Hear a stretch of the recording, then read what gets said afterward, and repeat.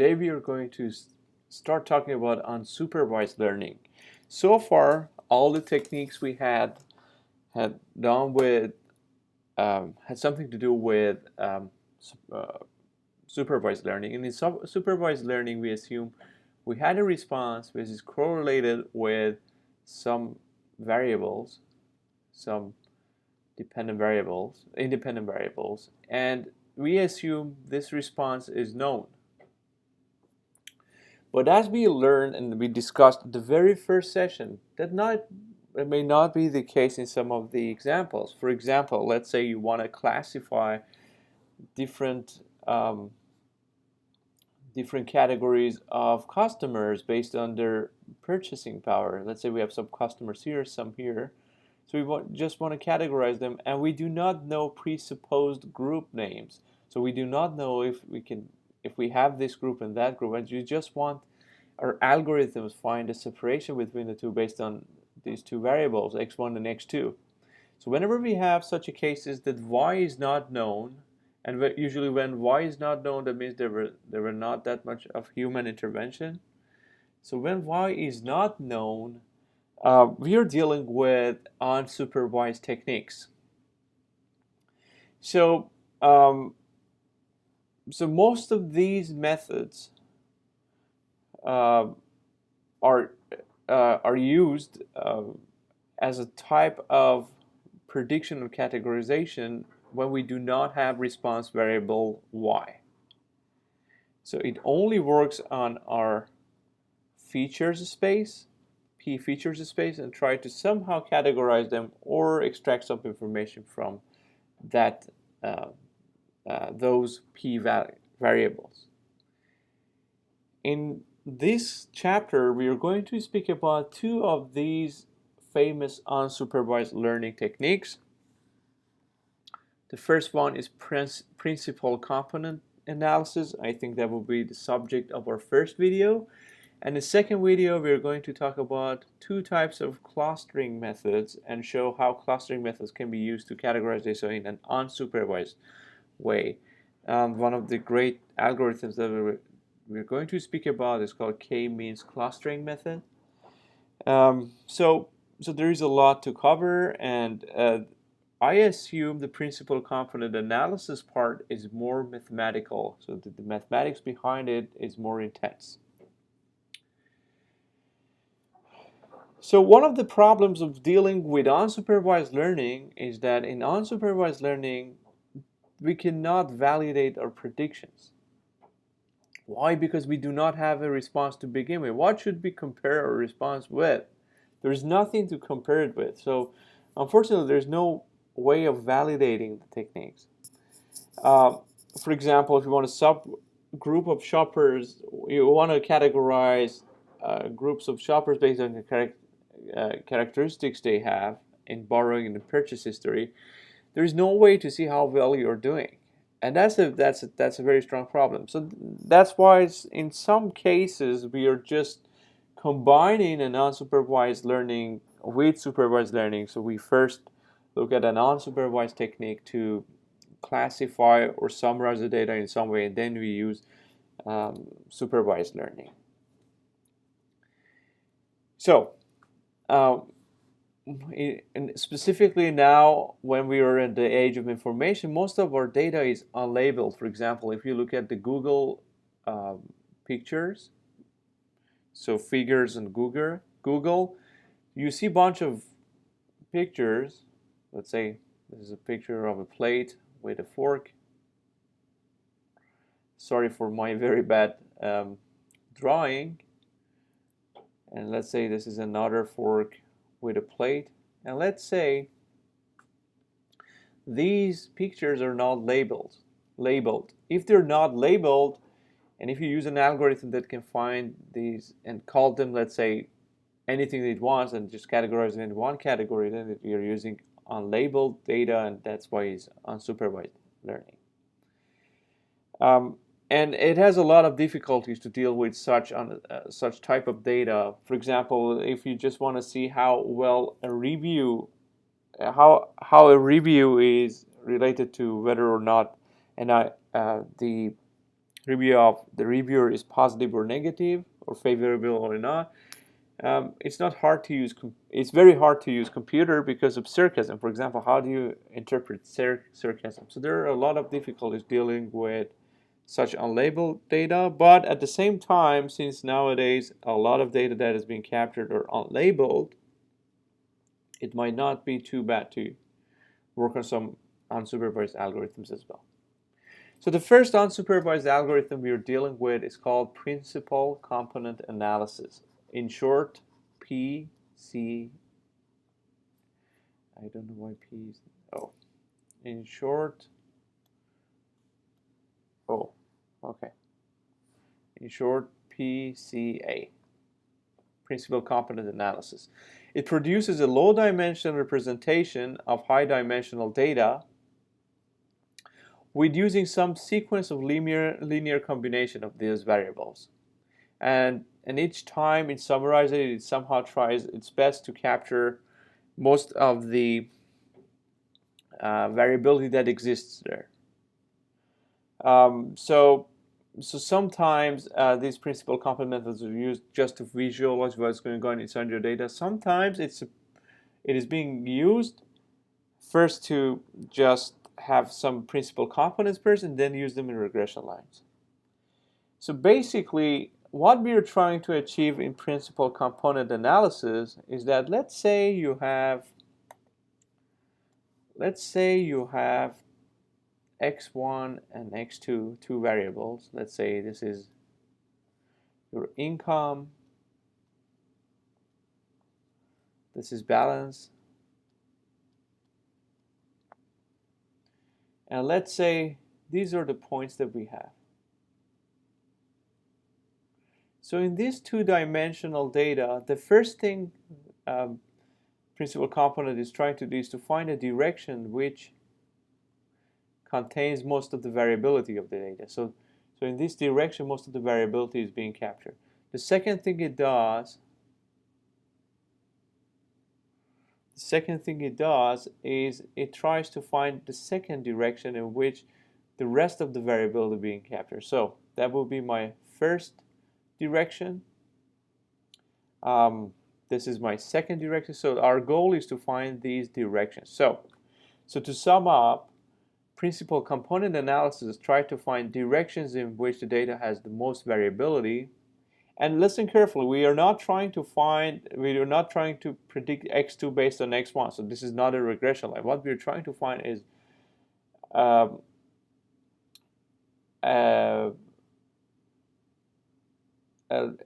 direction in which the data has most variation. So this direction clearly has most of the variation. Then this one has the rest of the variation. So let's get back to principal component analysis. To formalize what we said, we want to find phi for the first principal component. We would like to find phi11, phi12, phi p1, which we can put in a vector called phi. So phi1 is basically a vector of phi11 up to phi p1, which is the direction in which most of the variability of my data is. So we have p variables in p-dimensional shape. That's a hyperplane of p dimension. So we want to find a plane that captures most of the variability. So these are my original variables, x1, x2, let's say income, balance, and so on and so forth. These are the loading of my principal component. That means they are the direction of my principal component in which it captures most of the data. Now we can choose these guys arbitrarily large, and by choosing them larger and larger and larger, what we would do is that this z1 will become larger and larger and larger. That's why we will have more variability. That is why we add a constraint here, and this constraint says we just allow that each principal component has the summation of the squares be equal to 1. So we just normalize the p1s that we want to find. So in general, we want to find these phi's, and we call these components phi's loading vectors, and we want to find them such that it covers most of the variability of my data, has the largest variance possible of my data. And by just finding, let's say we find, let's say we're working in a two-dimensional data, when we find 0.6 and 0.8 for first component. Maybe I just do it in my next slide. So let's say phi11 is defined as 0.6 and phi12, so my loading components is 0.8. Then that will mean this direction.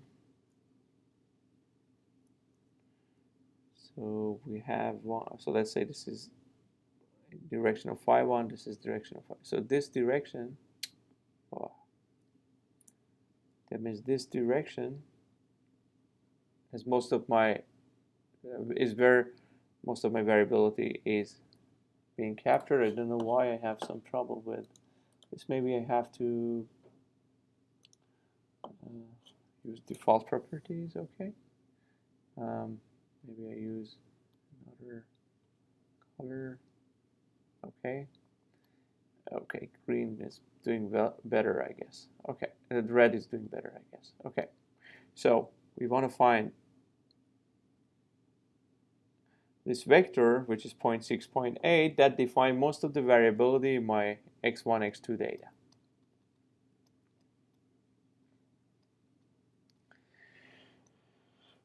Okay, so let's get back to our previous case. So we want to find these principal component loading vectors such that the summation of them are 1 and they produce most of the variability of my data. So in this case, we have population versus advertising expenditure. And as we can see in this greenish direction, which is, I think, 1 to 4, yeah, 4 in population, 1 in ad spending, we see most of the variation. The second, if we just capture the variation here, the second most variable direction is just this one. These are the variations, that's the direction of the variations that are left. So if we just take this direction from my original data, you get something like this.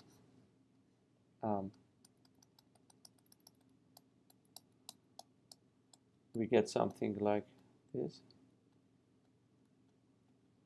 So then apparently this was my original vector. That's the original principal component. So the one thing that is left is orthogonal to this one. So we want to find the directions of first principal component, second principal component, and if your dimension of data is more principal components. The way we do it is that for every observation, we can define zi's. So for every observation, so let's say we have 2 observations for each. You have 2 variables for each observation, income and balance. So this is my x1, this is my x2. So for ith person, my first principal component result comes from multiplication of first load factor times first principal component load times the first the income of the first person plus the second principal component load times the balance of the first person, and so on and so forth. So if we have n observations, we have zi1, z11, z12, z13, and so on and so forth. So these guys are fixed in first principal component. So if you have second principal component, we have phi12, phi22, and so on and so forth. So if you have I observations, it's not too hard to show that the total variation that exists after you use the first principal component is 1 over n summation of these zi's squared. Okay, so that is the variation of the first principal component. So the principal component is capturing this much of the variation, and I can write z, let's say I1, as summation of phi, summation on, let's say, j from 1 to p, phi I phi j1 x I1. So if we just replace that here, we can show that the first principal component can be written as 1 over n summation of y I from 1 to n. Then this was zj1s, right? This was z I1, zi. Oh, okay. I don't know why I cannot write it. Z I1. So that is the first principle. So by maximizing this function subject to this constraint, we find phi ji's, in this case phi j1 first principal component that maximizes the total variability that exists there. So z1 is called our first principal component, and z11 is when you apply first principal component on my first data, so that is called the first realized value for my first observation, and zn1 is the new representation of my data on this principal component. And as later we will see, that will be orthogonal projection of your observation on this direction. So the loading vector phi1 with the elements that we have, that we can find, are part of this principal component. And if we project all my data points from x1 to x2 on this first principal component, what you will get are z11, zn1, z11, z21, up to zn1 values. So the second principal component is a value orthogonal to my, let's say this is my first principal component. We are working with two-dimensional data. The second principal component will be a direction orthogonal to my first principal component. And if you're dealing with three-dimensional data, and let's say if this is my first direction, then there are two ways to have orthogonal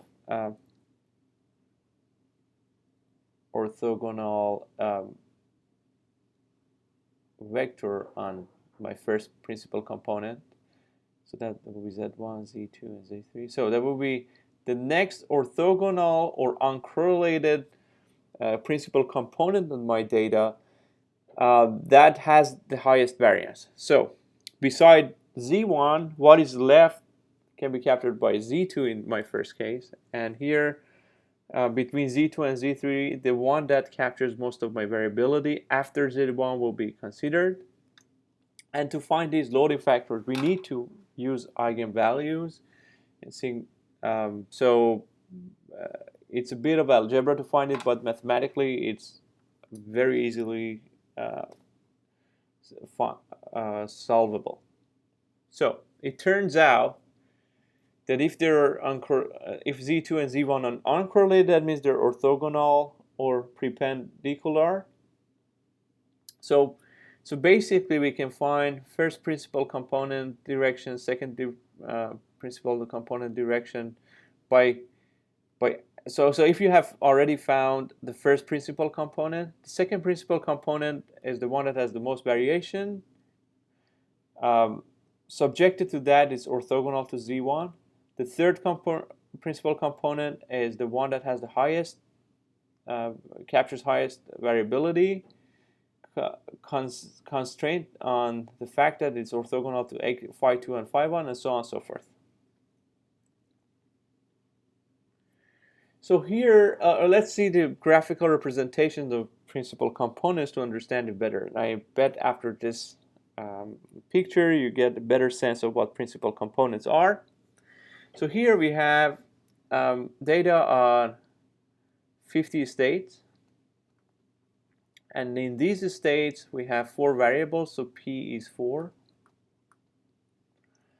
And we want to show phi1 and phi2 in these 2 cases. Okay, so in these 50 states, we have recorded 4 variables: assault, murder, rape, these are the crimes, and also urban population. So the principal component vectors, and we just want to show it in comparison to 2 principal component vectors, so phi2 and phi1, and we want to see what is the relationship of phi1 and phi2 with assault, murder, rape, and urban population for each of these states. So what we first do is we normalize our data. We standardize our data. That means for every observation, so that xi, we demean it, we subtract mean from it, divided by a standard deviation. And that's why we make sure it has mean 0 and a standard deviation 1. So we do it for all 4 variables that we have here. So we standardize the data. And here is the result for principal component analysis. So here is my first principal component, phi1 or z1, depends how you want to define principal component here. If you want to use loading factor or just and here we have phi2. So as you can see, rape, assault, and murder are main factors for my first principal component. Urban population is not too close to my first principal component. So most of the weight came from rape, assault, and murder, and these are crimes. So based on what we see here, we can say that the first thing that creates variability in these 50 states is more crimes. So if we have any observation here to the right of this origin, that means the crime rate is more than usual. So Nevada has a high crime rate, Florida has a high crime rate, Mississippi has high crime rate, South Carolina has. In contrast, North Dakota has low crime rate on average, Maine has low crime rate, and so on and so forth. So because my first principal component is mainly defined based on rape, assault, and murder. My second principal component is mostly defined by this urban population. So most of the variables we have on top of this line, the x-axis, are more populated areas. For example, California is a place that has high crime rate and also high urban population, versus Mississippi have high crime rate but low population, urban population. Here, Maine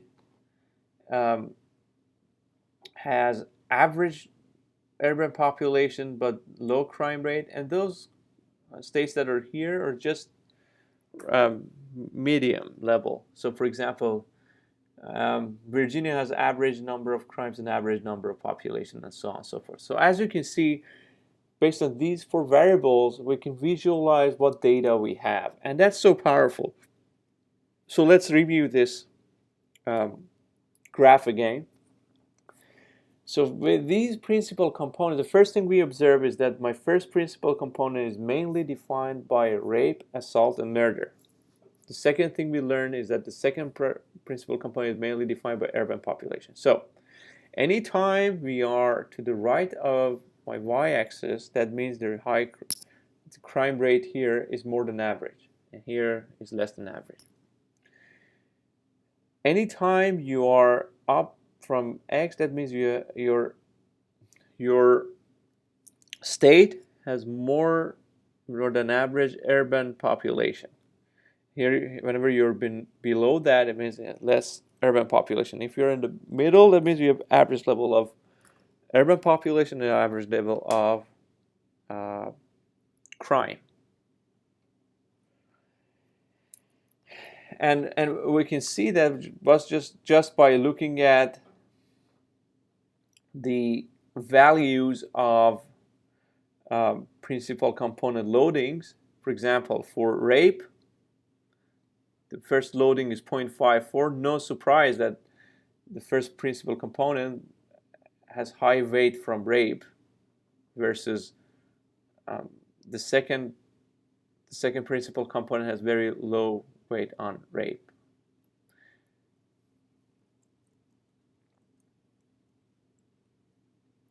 And here is another case. So for example, look at urban population.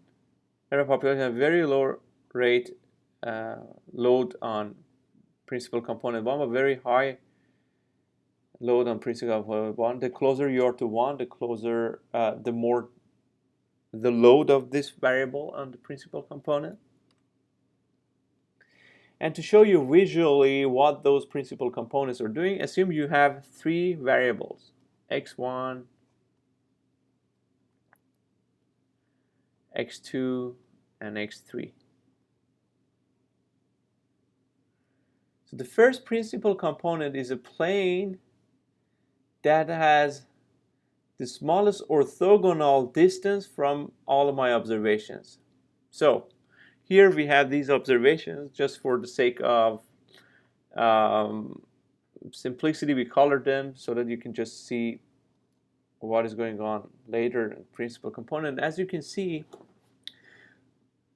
the direction or the normalized vector of this this plane is the one that guarantees that the summation of orthogonal distances of this are minimized. Orthogonal distances squared are minimized of each observation. So you cannot find any other space or plane that minimizes this orthogonal distance. There is a very subtle difference between principal component, the first principal component, and the regression lines. First of all, here we had x1, x2, and x3. x3 is not my response, but let's assume x3 was the response actually.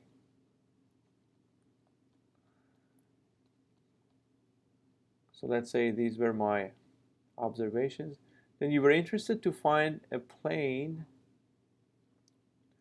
that has the lowest distance from this this surface. However, in principal component, you're dwelling upon the lowest orthogonal distance. So that's the main difference of principal components and regression lines we had earlier. So the first principal component has a very specific property. It defines the line in p-dimensional space that is the closest to n observations, and by closest we mean you have the smallest amount of orthogonal distance. So that's a very nice property because it says that it has it captures most of the variance that exists there.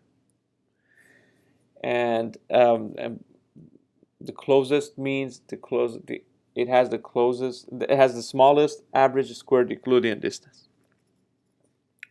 One thing I want to emphasize here is that depending on how you scale your data or whether or not you standardize your data, the principal components you will get will be different. So my general suggestion for you is that the first thing you do in dealing with data is normalize it when you want to use it in principal components. Why?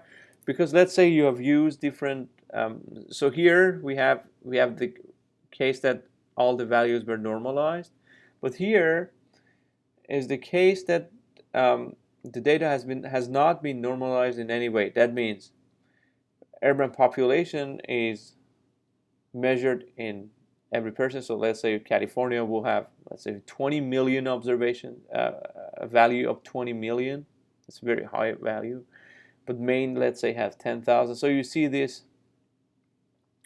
very large numbers where, for example, murder and rape are measured, let's say, in 30 cases a year, or at most 1,000 cases a year, which is significantly less than the values of urban population. So if you do not scale it, or if you do not standardize it, the principal components you get will be quite different. And that's a different case from linear regression lines. For example, in linear regression lines, it didn't matter if you normalize your data or not. If you wouldn't normalize your data, the coefficients you get would be different. For example, let's say alpha 1 x1, beta 1 x2, alpha 2 x2 plus alpha 0. So let's say if x1 is measured in $1,000,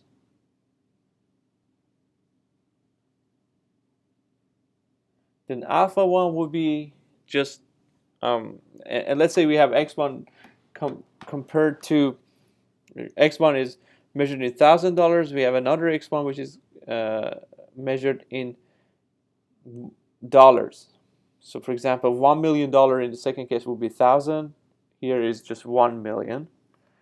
Alpha 1 in this case is 1,000th of this one. So alpha 1s to alpha 2s are just taking care of this misarrangement. But however, in principal component analysis, if you do not summarize your data in any way, then it's not going to take care of that. So you will see bias toward larger numbers, larger units.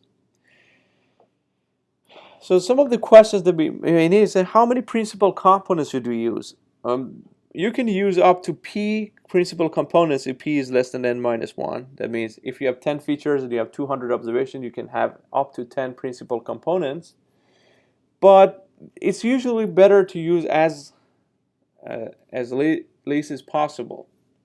Usually in most of the applications, you're fine with 1, 2, 3, specifically 2 principal components. So how do we decide how many principal components we need? The notion here is very close to R squared we had here. We first see how much variance we have. So we just measure the variance of my data. So we just measure that. That is total variance that exists. And then for each principal component, we measure how much variance is captured. Okay, so that is original variance. Original variance. So that is original variance. This is variance that is captured. That is captured by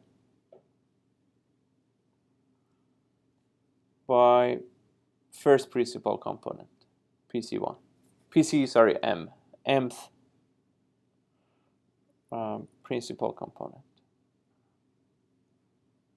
Mth principal component. So the ratio of the two will be the part of the variance that is explained by first, second, and third principal component. So variance of z1 divided by this variance is the part of the variability that is captured by my first principal component. The ratio of z2 to this will be second principal component, and so on and so forth. So here, for example, what we see is that 60% of my variability was captured by my first principal component. This is 25% more were captured by my second principal component, and only 10% were captured, even less than 10% was captured by my third principal component, and very marginally was captured by my fourth principal component. And here we have the cumulative variance that was captured. So here, if you have your second principal component, that means you've already had your first principal component. So we can show that around 83% or 85% of my variability was captured only by two principal components. And usually the general rule is elbow rule. That means if you see an elbow like this, so you see a drop and then it is somehow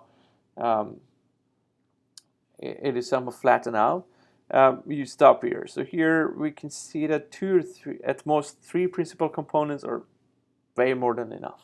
I would say two principal components are more than enough in this case. Unfortunately, there's no way to directly say how many principal components we need. Why? Because we do not have any test outcome. We don't have any outcome to have a test outcome to validate or cross-validate our methodology. But later on, when we use principal components as the variables of regression lines, then we can just use cross-validation to see how many we want to have. So these plots, which are called discrete plots, are the best way to decide how many you need. If you see most of your variability was captured only by few principal components, you use those ones. So we stop the course here. We're going to continue with different methods in clustering in my next video. Thank you very much.